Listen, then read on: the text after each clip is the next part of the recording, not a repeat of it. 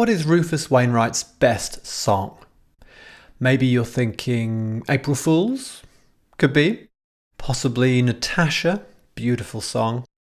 Maybe The Art Teacher, an even better song in my book. But for me, for my money, Rufus Wainwright's best song is Dinner at 8, the final track from his 2003 album Want One.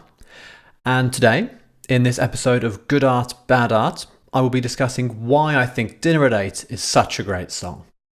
My name's Greg Harradine, I'm a composer, and in these videos I just talk off the cuff for 8 minutes exactly. I do my best to be exact with my timing. Talk about my views on the subject we're discussing today, Dinner at 8. Please let me know your thoughts on the song, on Rufus Wainwright, and subscribe if you enjoy the content. Thank you. So it's the last track on the album, Want One, and I remember the first time I heard it, it just suddenly hits you, like you've gone through the whole album, and I wasn't expecting such an emotional sucker punch at the end. Essentially, it's a song about Rufus's relationship with his father, Loudon Wainwright III. He comes from an incredibly talented family, you may know. His dad, Loudon Wainwright III, his mum, Kate McGarrigle, his sister, Martha Wainwright, all incredibly talented and successful musicians in their own right. But it's true to say that Rufus's relationship with his father has had its ups and downs. Let's put it that way. They've each written songs about each other, and this one you can hear the hurt coming through in the lyrics and the music.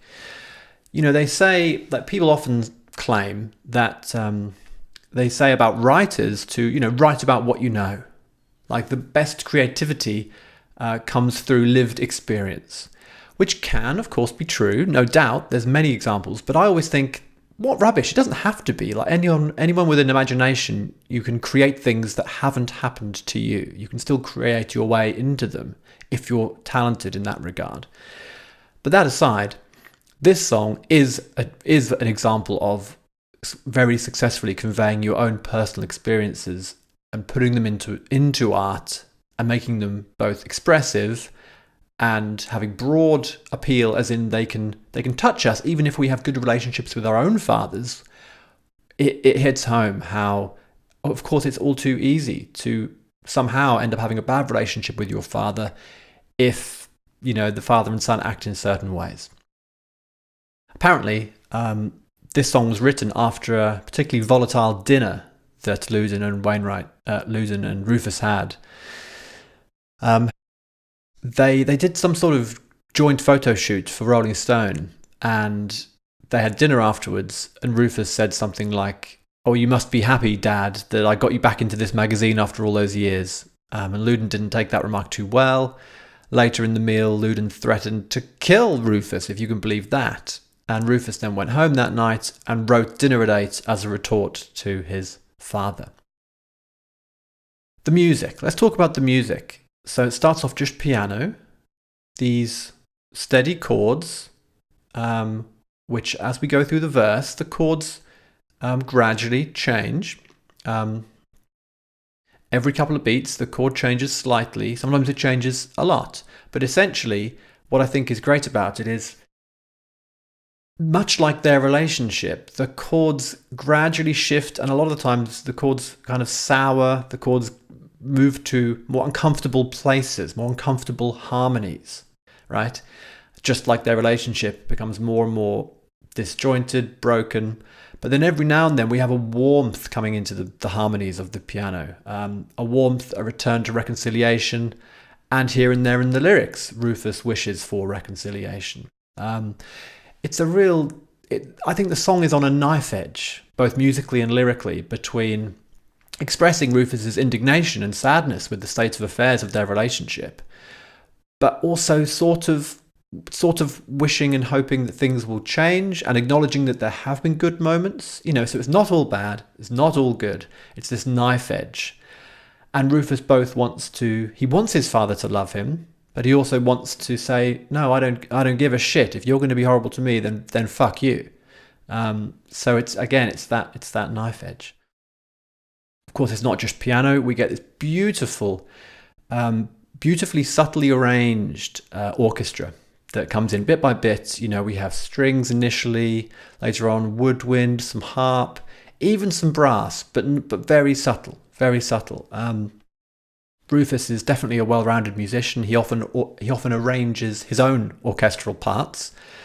On this album, he seems to have been one of 4 people who did some of the orchestral arrangements, so it's kind of hard for me to know how much of the orchestral arrangements came from him.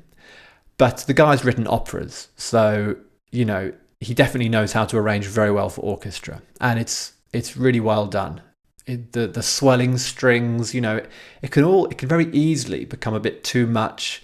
It can get a bit too, I don't know, a bit too Disney-esque if you over-arrange strings, but it's done very well. And Rufus has such an ear for gorgeous melodies that he doesn't over-embellish. He doesn't add all these melismatic tails to notes as so many singers do. Once he finishes his phrase, he'll just stay on that long note at the end of a phrase, give it some vibrato, which to some people's taste, I've heard people say it's too much vibrato. I actually like it. I think it works really well for his style. Getting down to the last minute and a half, let me just say now that someone who was a big fan of this song was David Bowie, no less. He said that it is the best father and son song he knew, and he called Rufus Wainwright one of the great writers. Rufus has commented on this song himself. He says that it is a good representation of his relationship with his dad, which, it's a rocky relationship, but it's ultimately a loving relationship. He said, and this is a direct quote now, Rufus has said that his father has, for better or worse, no filter whatsoever for what he does.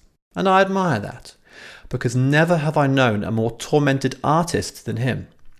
And I mean that respectfully, because he's just so affected by his artistic radar. We've had our feuds, on my part, with Dinner at 8, but I tend to be a little more romantic in my songs. He lives out every word of his. There we go. So, yeah, Rufus knows his father to be a tormented artist.